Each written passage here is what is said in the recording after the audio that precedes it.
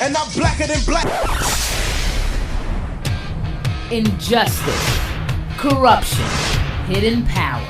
This is Silent Majority with Foreign. Silent Majority. The silent majority is back, and we're going to take the country back.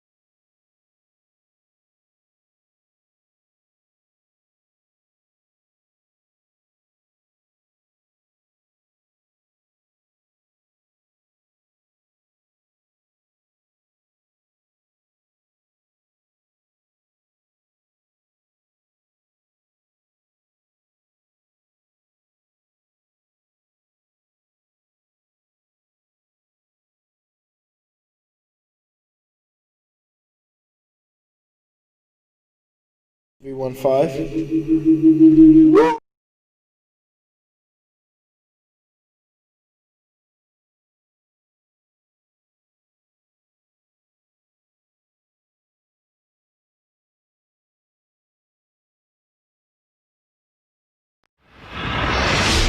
The great silent majority. I'm black, y'all, and I'm black, y'all, and I'm blacker than black.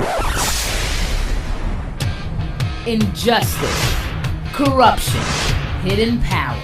This is Silent Majority with Foreign. Silent Majority. The silent majority is back, and we're going to take the country back.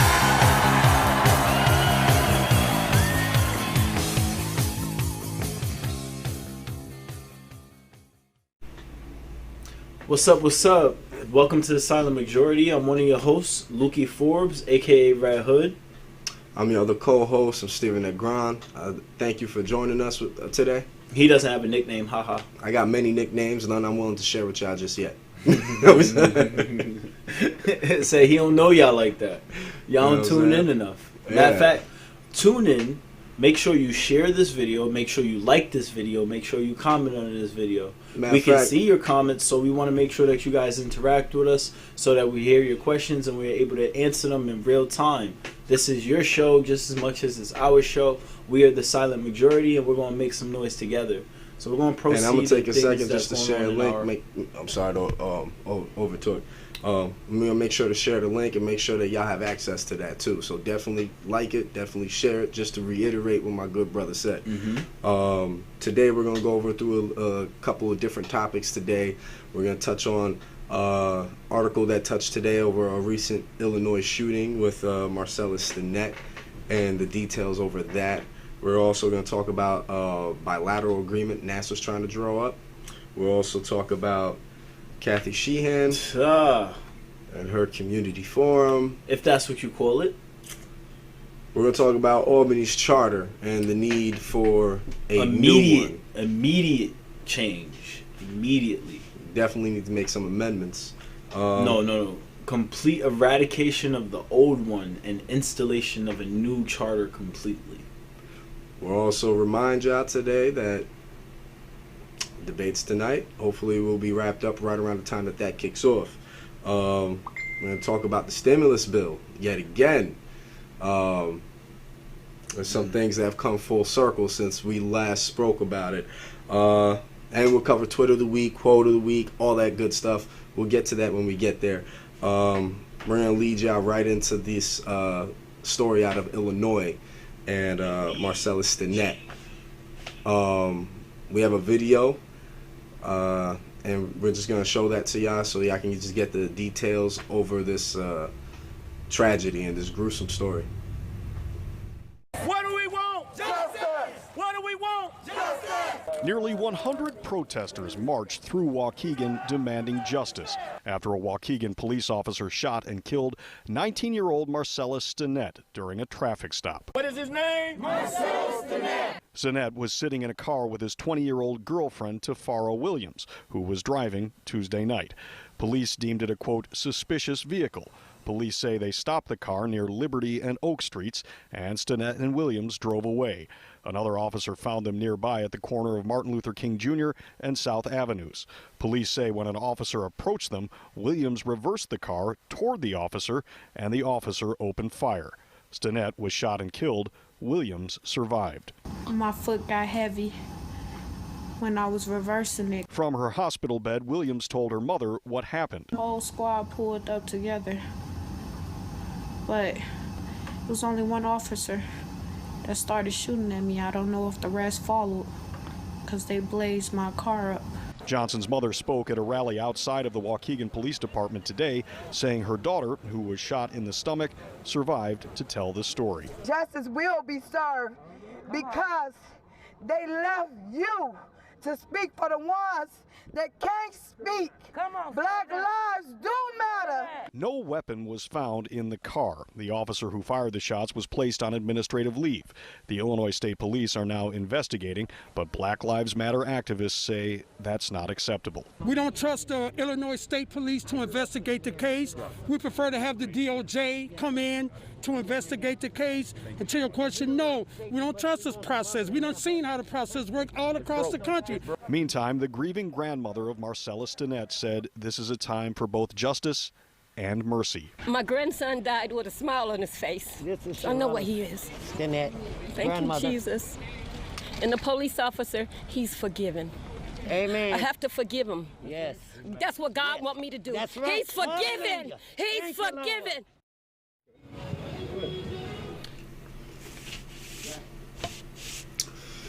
So, you guys saw the details of that story with Marcellus Stinnett, and honestly, just the unfortunate reality that we face that, you know, these stories are we're constantly faced with these stories. And they all have, like, these same similarities that go across the border, especially, like, when you're seeing the non-resistance of these victims of police brutality.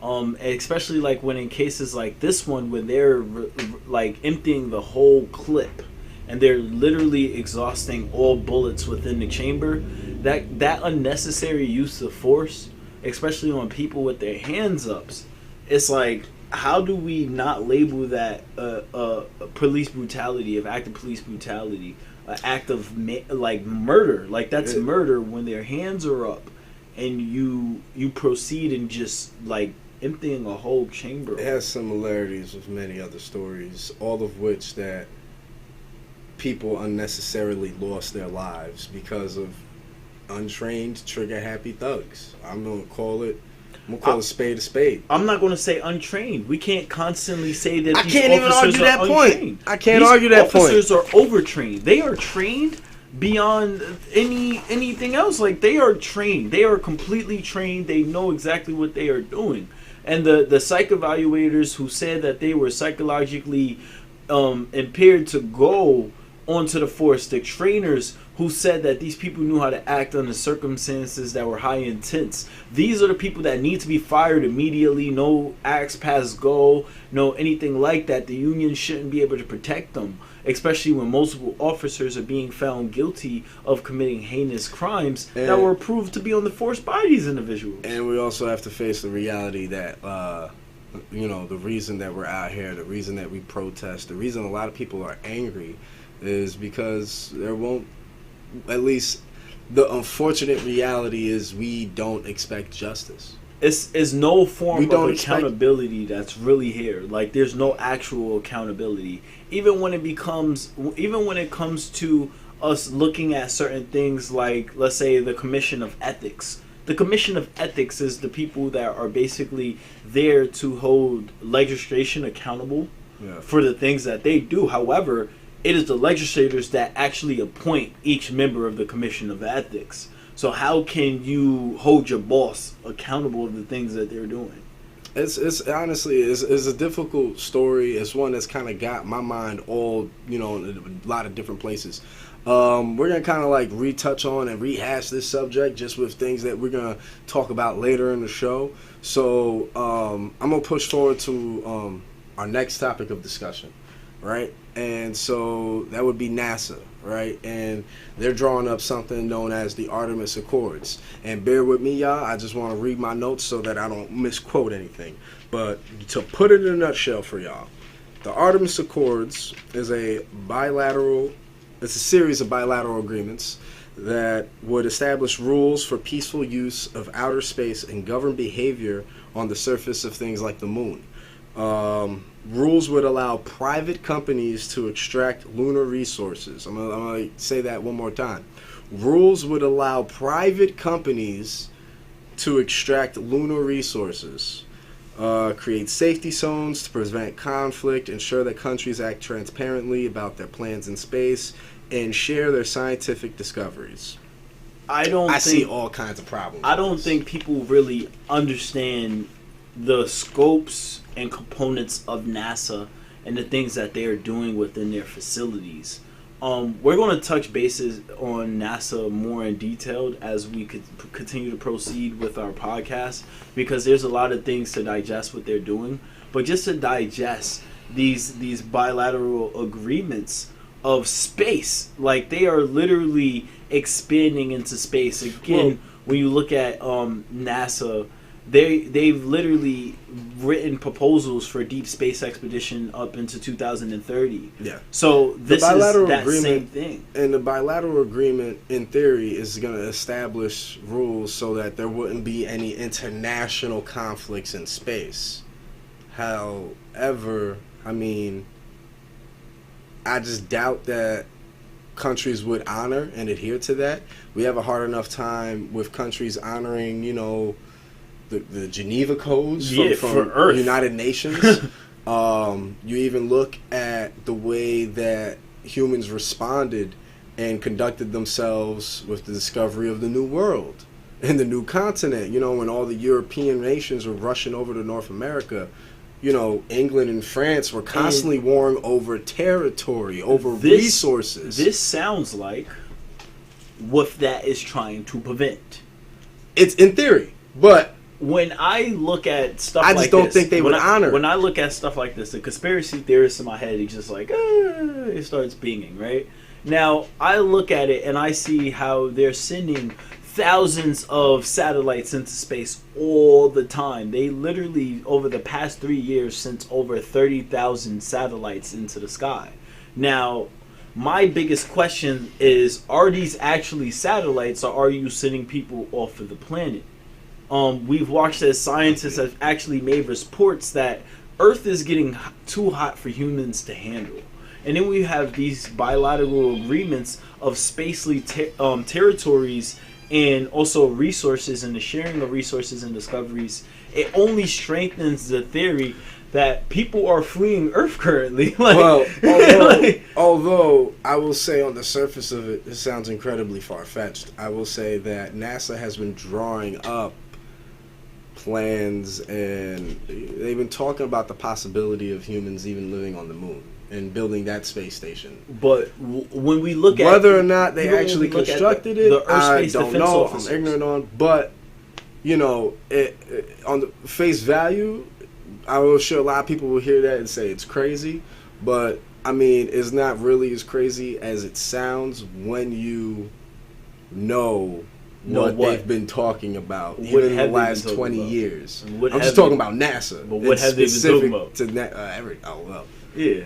That's a rabbit hole. Again, when you look at their studies on dark matter, when you look at their studies on black holes, when you look at their studies on deep space expedition, even looking at their studies, the different things that they are doing with the space suits and making them more versatile and flexible. They are no longer trying to make it to the point that astronauts have to wear those big puffy suits and be around in space. They're making more like warrior type suits as far as like being able to engage into battle. The thing is that, you know, they're probably trying to do something for, you know, to improve mobility, because a space suit is like very they're making thick. us into Halo. You have to also think of the fact that, like, the extreme climate that a spacesuit is designed to withstand, because depending on whether you're facing the sun, it can be incredibly hot. If you're in the shade, we're talking sub-zero. You know what I mean? Like, when we look at like, there different like studies on like terraforming and like really trying to, even studies on deep space expedition. Like I said, they found 3 super Earths, 3 of them. I know that they're light years away. They are light years away. Outside of the galaxy. I'm not saying that we have the science currently in order to warp and things like that. I think that the closest one is either 80 to 200. I'm not sure exactly, but long distance. In any case, we're gonna hit on to our next topic, right?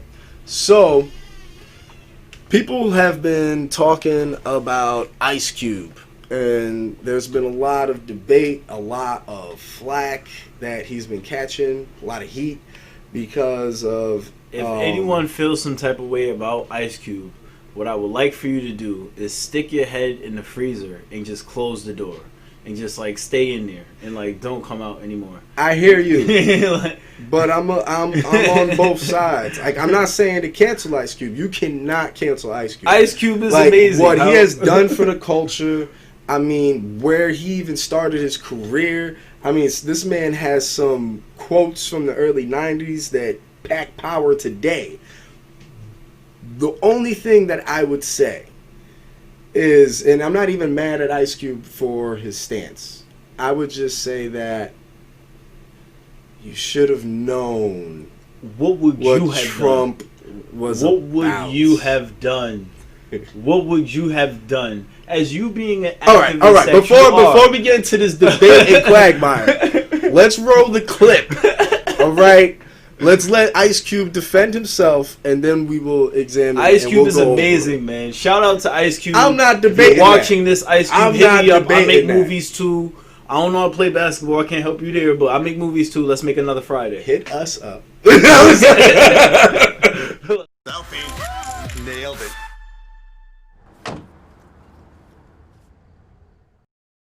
Short PSA. Alright, so that was a quick PSA. Now this is Ice Cube. We're gonna lead it. Deal with it. I want to understand it. So should you. So here is Ice Cube on Prime Time. Thank you for taking the opportunity, brother. I appreciate it. Thanks for having me, Chris. Your lead-ins are a little misleading. How so? Well, the Platinum Plan is not my plan. I came up with the contract with Black America. And I didn't run to go work with any campaign. Both campaigns contacted me. Both campaigns wanted to talk to me about the contract with Black America. One campaign said, we love what you have, but let's really dig into it after the election. And one campaign said, we love what you have. Do you mind talking to us about it? And that's what I did. So I didn't run to nobody. And so that was real misleading to me. Well, I didn't say you ran to anybody. I said that you had taken a pivot. Well, you said I ran over to the Trump team instead of the Biden team. That's just not true. Well, but you are working with the Trump team instead of the Biden team, and people are giving you heat for it. What do you say to them? Well, I'm willing to work with both teams, but I'm just working with whoever is willing to work with me. So the Trump campaign came to me and asked me to explain to them some of the contract with Black America. That's what I did. I'm not playing no more of these games, these political games. We're not part of a team. We have very broad problems, especially the wealth gap in this country when it comes to Black Americans. So I'm going to whoever's in power and I'm gonna speak to them about our problems specifically. I'm not going there talking about minorities. I'm not going there talking about people of color or diversity or none of that stuff. I'm going there for Black Americans, the ones who are the descendants of slaves. And that's what I'm going to talk to anybody who's in power with that. So if anybody got a problem with that, it seems like a personal problem. Well, here's the problem, and it is very personal, as you know, for a lot of people of color, because they'll say, well, why would you pick Trump when he says there's no such thing as systemic inequality? I'm not picking nobody. He's the president. But why do you think he'd want to do something for the community when he says there's no such thing as systemic inequality?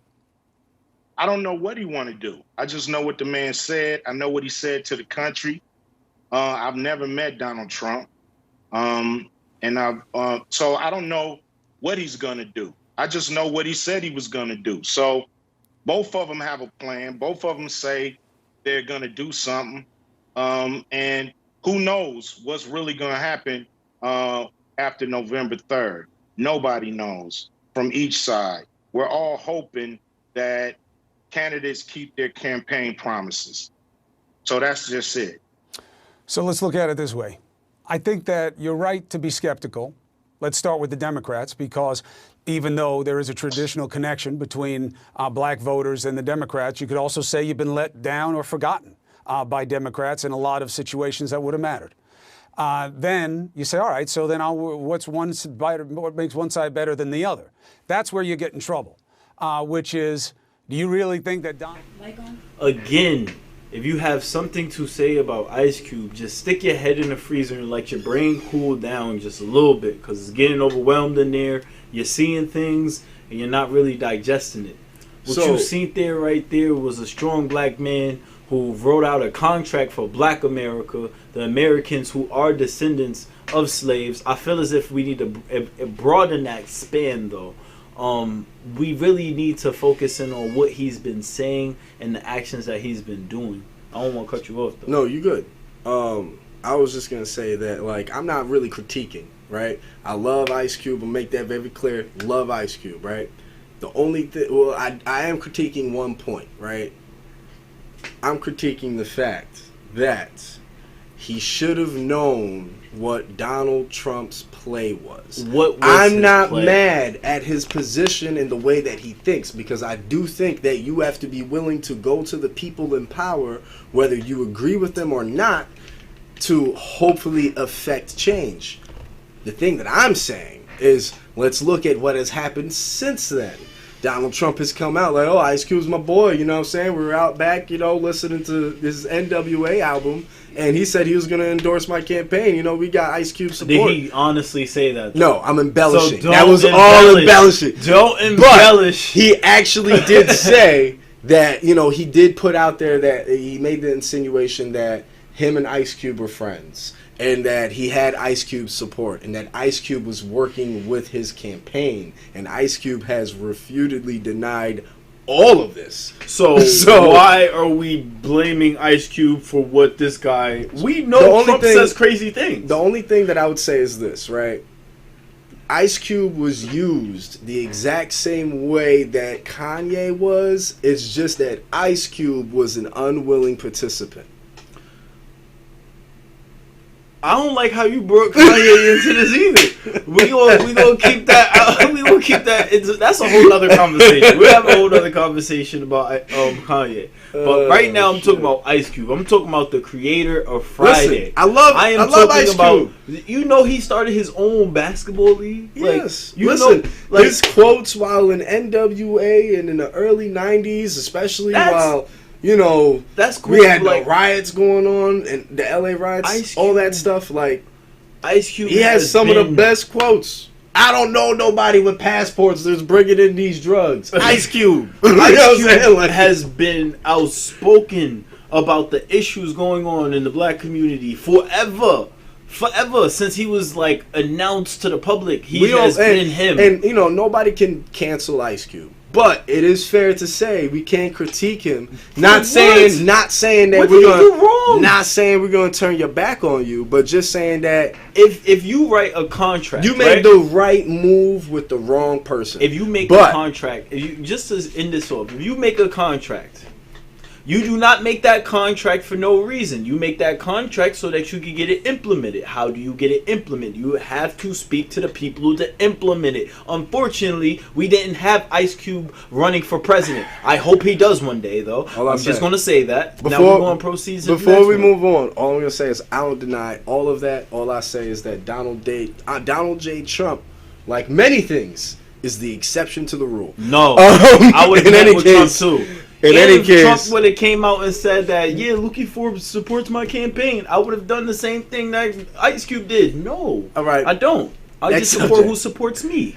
So we're gonna talk a little bit about some local politics, something that happened recently. I think it was last week. Kathy Sheehan had a community forum. If that's what you call it. With the community. How can we call it a community forum? Now, yes, we're going to get to that, right? So it was a community forum. However, during the COVID pandemic, during a time where people are really hurting, waiting on, you know, hopefully a stimulus check, they had to cancel rent out.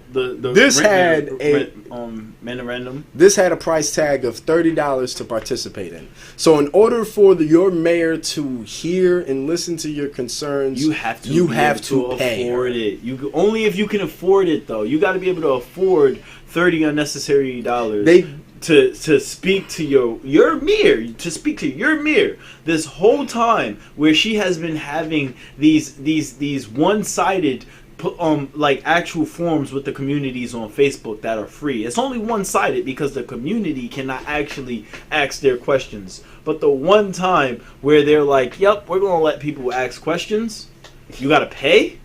You got to pay $30, not $10, not $5, $30. $30 for people who have kids. That's you could use that $30 for something else. COVID pandemic, when people are still really hurt financially, and they lowered the unemployment check. They lowered that. You're slowly beginning to see the effects that this pandemic has had on our economy. You have some mom and pop shops that are closed down indefinitely, forever. They will not reopen. You have a lot of people who just started up businesses right before COVID, who that affected extremely. Now they're in holes that they don't know how they can climb out of. You know the unfortunate part about it? All these people have issues, but they may not have that $30 to speak to their wonderful mayor, Miss Kathy Sheehan. And I'm only pointing up here because that's where we see her picture. But that is not good, that we have to honestly pay in order to speak on these issues that our community are facing. One question that I have too is that they were saying technically that it was, I think, the Chamber of Commerce that was charging. But I guess I would say is you as mayor doing an online forum where you're not even renting out a building, you're literally sending out a message, right?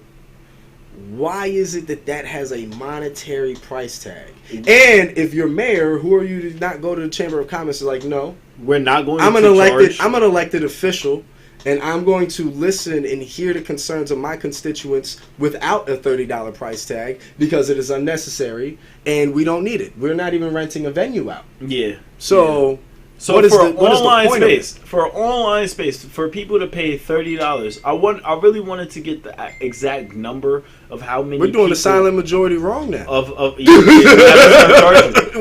Because I really wanted to see how many people participated to just see how much money they honestly made off this online forum and what are they doing with it. Y'all not even gonna fix one pothole with that money. And it's like, what is going on with it? What did you need that unnecessary funds for? Is that going to the palace too?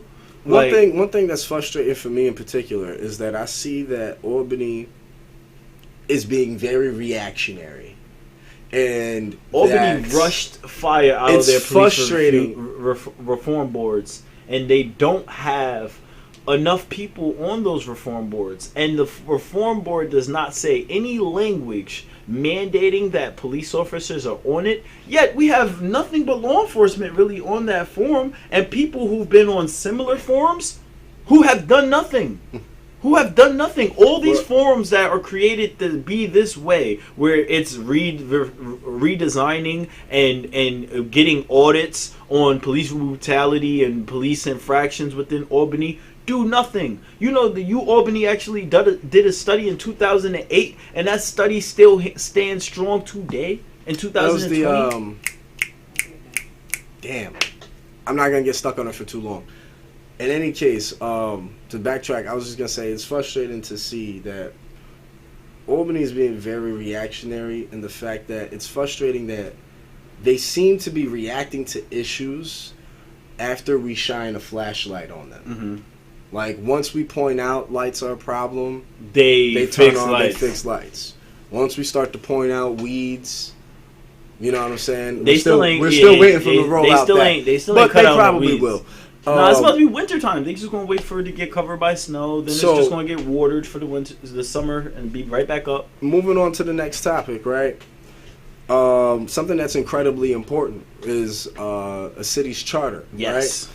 And we want to amend, honestly, even probably ratify and rewrite Albany's charter. Now, Albany's charter, last time it was amended was in 1998. Now, although they say it was rewritten, it was still largely based off of its old charter, which is the Dungan Charter.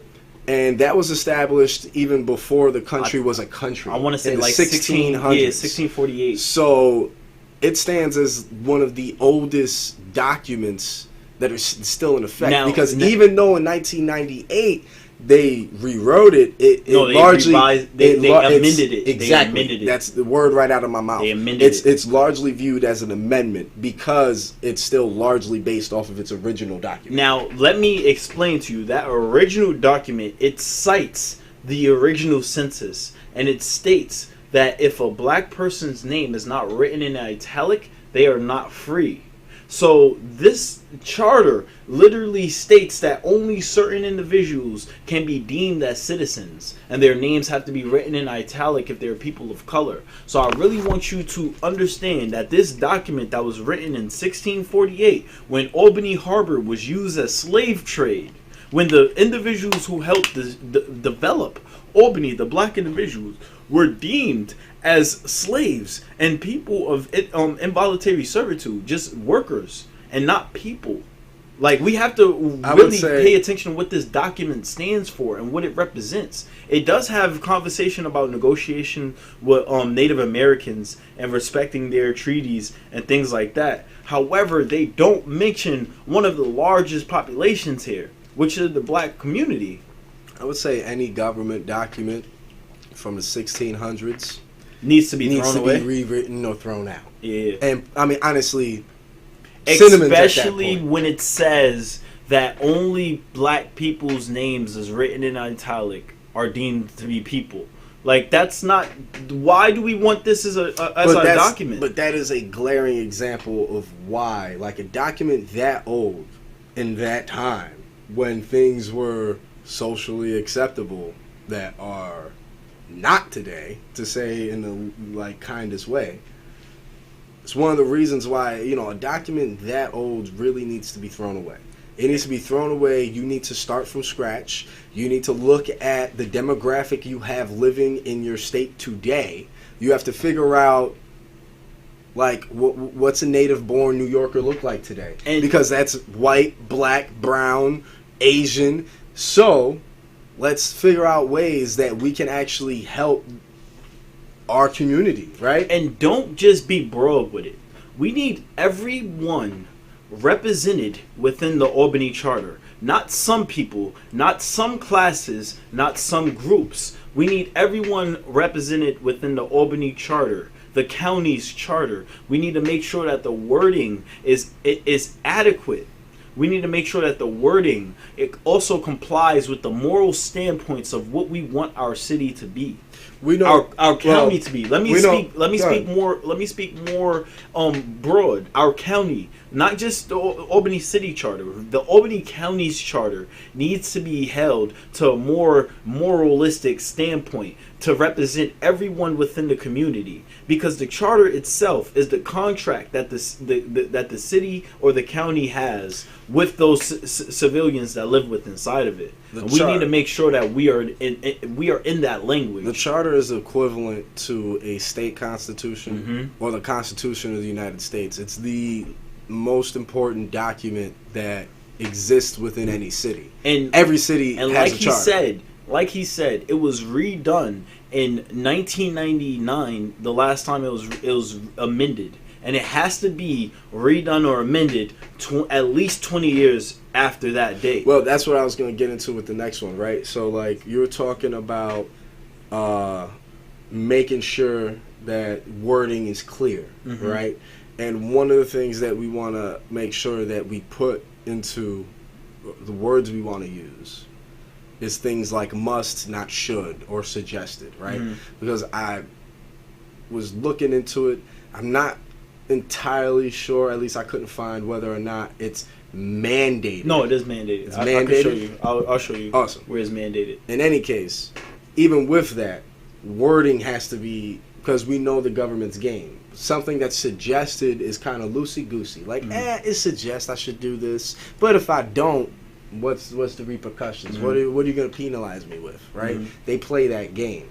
But when we put things in a legal document, we say you must do this. You must include these communities. You must appoint somebody to, making sure that resources are allocated and that we are developing in these communities. So that's really it with as far as like ensuring the wording we use. If you want to see more on how we are trying to redesign Albany's charter, please go to my Facebook. It's Lukey Forbes, and look at the Promised Land Reform Bill. It's a lot in there that is about reforming Albany County so that it can be the promised land that everyone was promised since forever. Yes, and we need to talk about truly outlawing slavery and literally banning every product that was made by involuntary servitude. That means, unfortunately, everything made by Corecraft, like all the things that's inside the judges' chambers that were made by inmates. That means 97 Central Avenue, where they have inmates from prison come in and clean the toilets and be janitors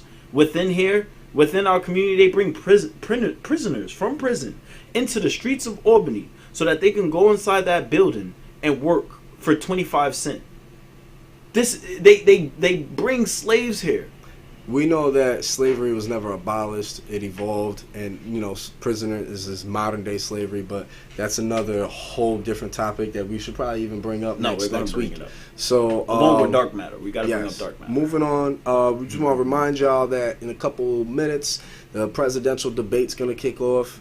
We're really stressing that it's so important for us to really stand up, represent our interests, right? At the end of the day, my position is this, right?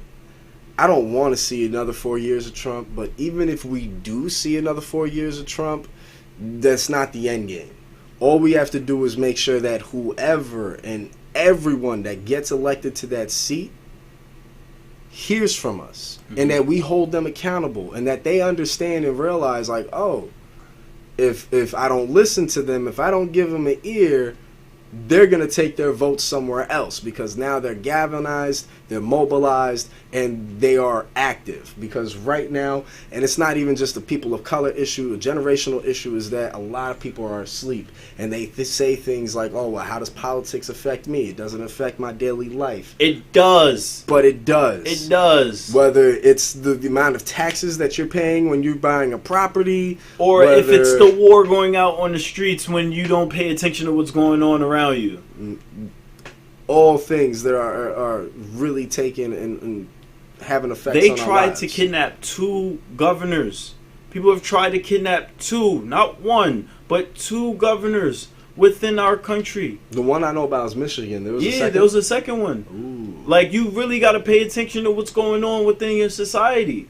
Politics matter to the point where people are trying to kidnap governors. And people are trying to kidnap governors. Imagine what they would do to a normal citizen like yourself. If you are indifferent in politics, then you just empower those that are radicals, right? Because as they radicalize and as they do things, like, you know, the one thing that I find frustrating is that they like to use the word radical when they associate it with the left a lot. Yet, how many like left-wing people do we know that have committed murder against protests this year? None that I know of off the top of my head. But I know a couple of right-wing people that have shot and killed peaceful protesters. When you look at the protests that have been going on within our communities, 97% of them have been peaceful. The 3% that have been unpeaceful have been provoked by right-wing antagonizers or just been solely the cause of right-wing antagonizers. So even if they get half of it, that's 1.5 of the 3%. And then you also see the fact that these white-wing organizers are the ones that are actually trying to kidnap governors that's walking around with guns all the time, that are giving out guns in our communities at your local church. So make sure, make sure that you pay attention to what's going on in your community. And yes, politics it involves with everything because politics involves everything. And then, you know, taking that and spearheading it right into our next topic, how politics affect us. Right, we're in the middle of a pandemic, and one of the things that I brought about in our previous show was the stimulus bill and the stimulus package, and how if Donald Trump was intelligent and if he understood politics, that he would begin to push for a stimulus package. And as we pay attention to him and we see what he's been doing now, he's been trying to apply pressure to Mitch McConnell and saying like, hey, push the stimulus package. We need the bigger the better, this, that, and the third. But, you know, just a few weeks ago, he wanted all negotiations to stop. Yeah. So politics do affect you because, you know, even if you're not hurting, but understand that a lot of people in this country are. No, a lot of people in the world are. Yes. And the sad part about it is across the world, they use the American flag as a symbol of freedom and peace. Unfortunately, Americans aren't free nor are we peaceful right now, especially right now. We have to really pay attention to what is going on, not just here, but around the world. Because around the world, oppression is going on. In Nigeria, people are being harmed and persecuted against. In India, people are being harmed and persecuted against. In parts of Asia and China, people are being harmed and persecuted against. The same thing in America and Europe.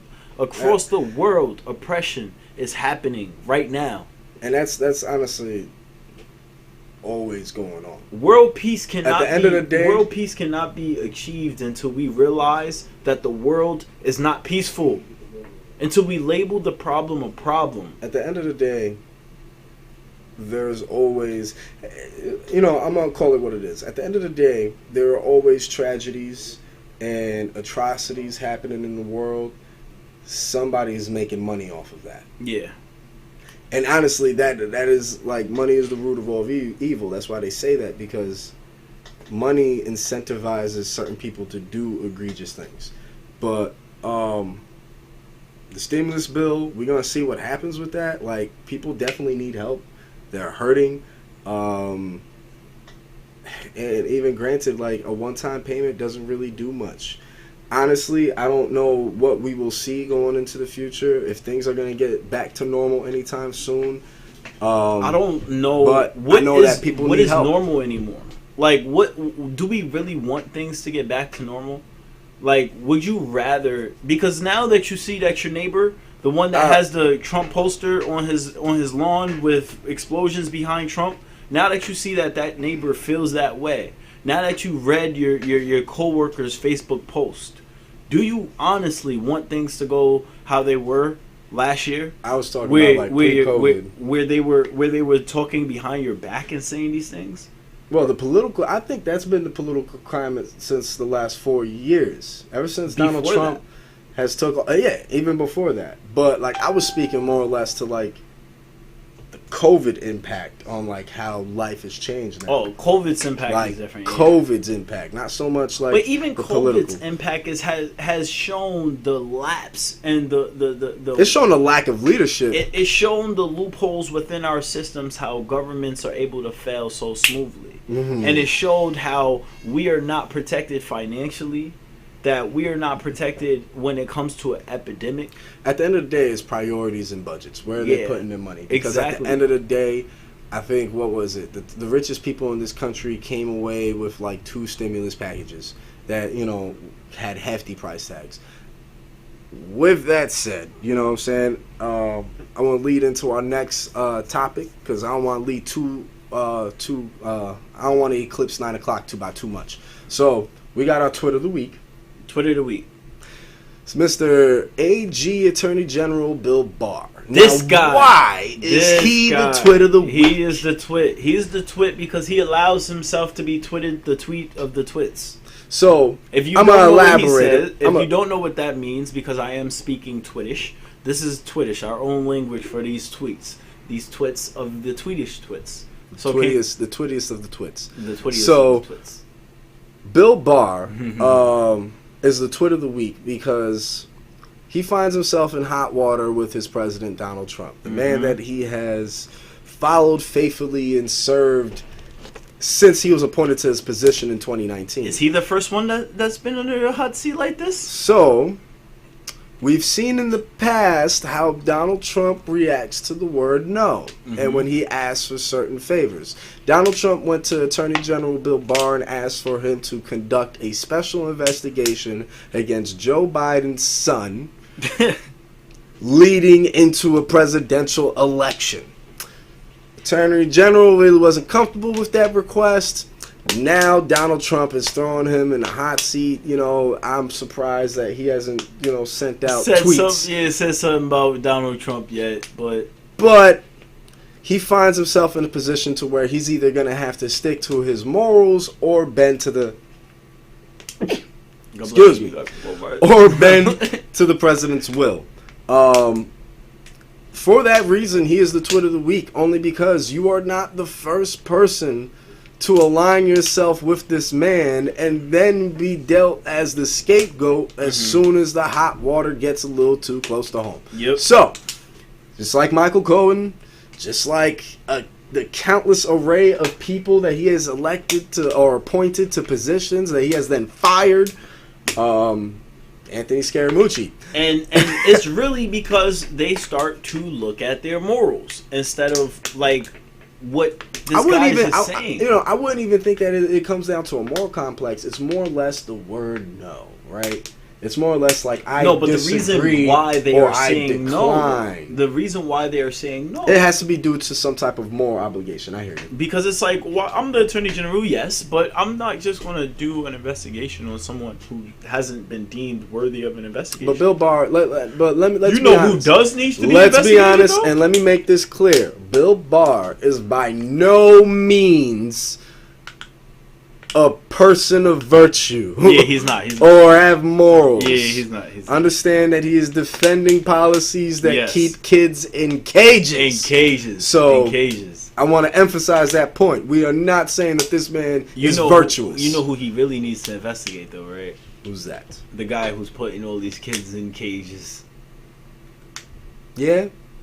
And himself. He could probably investigate himself, too. Let's see what's going on with all these politicians. Guilty by association. Yeah. So, if we really did a big conspiracy case on the politicians, just imagine how many of them will be swept up like in their circles. Going forward, right? I want to give y'all the quote of the week. So I'm gonna lead into Miyamoto Musashi. Right, this is a quote from him. He was a Japanese philosopher and swordsman. What you know about Miyamoto though? It's hard to understand the universe if you only study one planet. So let that, sink in, resonate. Sometimes you gotta back up and look at things from the bird's eye view to get the whole picture. Otherwise, you're only getting a piece of the puzzle. Can you explain to them a little bit about Miyamoto? So I don't know too much about Miyamoto other than the fact that he was a Japanese philosopher. He was a swordsman. I thought that he was a samurai, but I don't see anything that ties him directly to being a samurai, although he has published books about the samurai culture. But I think he was alive in like the 15th, 16th century, which I think is like right at the turn toward the time where the samurai were basically being killed off. I want people to really just look up like just great minds like him. You made you did a Tesla quote last time, right? I believe I did. I love how your quotes are starting to get really more towards like the universal like knowledge. Oh, like I love spiritual stuff. Yeah, being connected with that universal knowledge. Getting connected with your higher self. You know what I'm saying? And a lot of the people from ancient times, old philosophers, old inventors. They want to talk about the pineal gland? No, they're not ready for that. No. Yeah, they're not ready for that. It's the pineal gland. Pineal, tomato. I don't know. Yeah. I always pronunciate it that way, but whatever. when it comes to that universal thinking, that thinking with the atmospheric energy, it allows you to connect with that omega, because again, no atom is separated. All atoms Everything's are interconnected. We all break down the stardust. Those electrons flow through every single last atom, and it connects us. Yeah. So it's important that we're focusing on that universal spirit, and we're all interconnected. Don't just study this planet. Remember, this man from the 1600s also said, study other planets. So, we're gonna lead. So, this is a little bit outdated. All right, we didn't have a show last week, but we still gotta bring it up because he the king. So, LBJ, King James. You know what I'm saying? I told you. I just they playing against again? They played against the Heat. Oh yeah, the Heat. Yeah. They played against. So they played against the Heat. I want to. So, LeBron James, 4-time champion, 4 Finals MVPs, 3 different teams. Did it in year 17. Why has he switched around to so many teams? What is the problem with that? Well, that's the better question. What is the problem with that? I've always LeBron James gets a lot of heat. A lot of people say, "Oh, he chases this, that." He does chase titles, man. Like, here's my thing: LeBron James, and he's the biggest flopper I know. LeBron James, all right, is like a union rep for workers only in the NBA. He empowered the players to the point where players now say, "Screw yourself to the owner. I'm going to take control over my career. I'm not going to get stuck under your banner where you don't want to build talent and you want to build your franchise around my name where I don't achieve my goal. I'm going to go to where I can win rings. I'm going to dictate the course of my career as opposed to allowing you to do that." Was that your excuse to say why LeBron just like... Listen, deadass, I wasn't even a LeBron James fan until he went to Miami Heat and I saw like half the country start to hate him. That's when at that point I was like... But that's when everyone noticed that's my guy. For real. Huh? Like that's when everyone noticed him for real. Nah, he was blown up with his first 7 years in Cleveland. I mean, he made the finals once there and he was playing with a bunch of scrubs, but... people were talking about him being the best player on the planet then. Now it's transitioned to the whole GOAT discussion. Now, that's different. I want to see what this NASA agreement, who's going to beat him from outer space. Listen, I said it once, I say it again. The super soldier serum is in LeBron James's DNA. We need to get that. No, but it's real. The super soldier serum is real. Like, look into that. All right, so He we're said gonna James. We're gonna lead into. Wait. No, it's my It's what is on right now? We're not education just yet. We're Not gonna get education. ready for our caller. Yeah. We're gonna give that a few minutes, right? Basically, we're gonna lead into a topic today, right? As far as just what's trending, and what's trending is a topic that we've kind of talked about, have rehashed, revisited. We'll probably continue to talk about throughout the course of the show. Racism. It is a public health crisis.